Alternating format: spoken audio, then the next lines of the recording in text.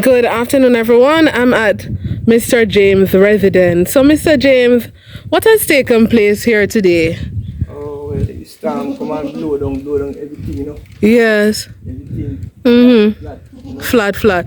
So, were you able to save anything at all? Any documents, any electronics, any clothes? Yeah, we just save a little. You know, save a little. We save the documents. Right, because you know, those are important. 'Cause you don't want to go start all over again. Right. Okay, so how long have you been living here, sir?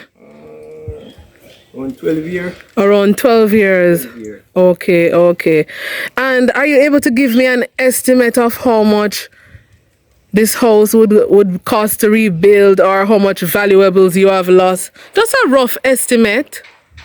Yeah, we lost like washing machine. Fridge. Yes. And TV, component set, furniture, clothes, you name it, guys. So this family is going to be in need of rebuilding their house.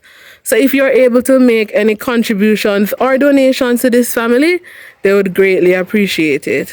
All right?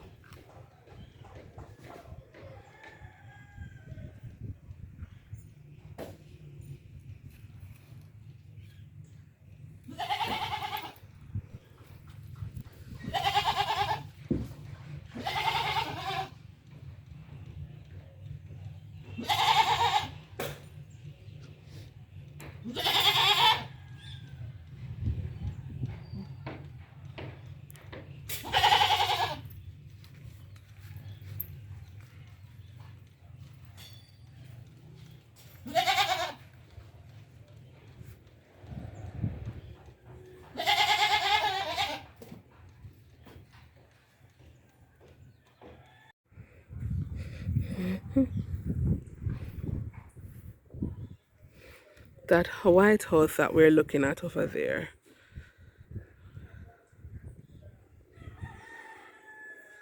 We couldn't see that house. Now we're able to see full view of that house. This is what Hurricane Melissa has done to Jamaica. Westmoreland to be exact. Look at all these trees. We have breadfruit tree, coconut tree, all kind of different trees. Aki tree. So yeah, this is what Hurricane Melissa has done to Jamaica. No joke. This is serious. What a devastation we have found ourselves in. Now we will have to rebuild from scratch.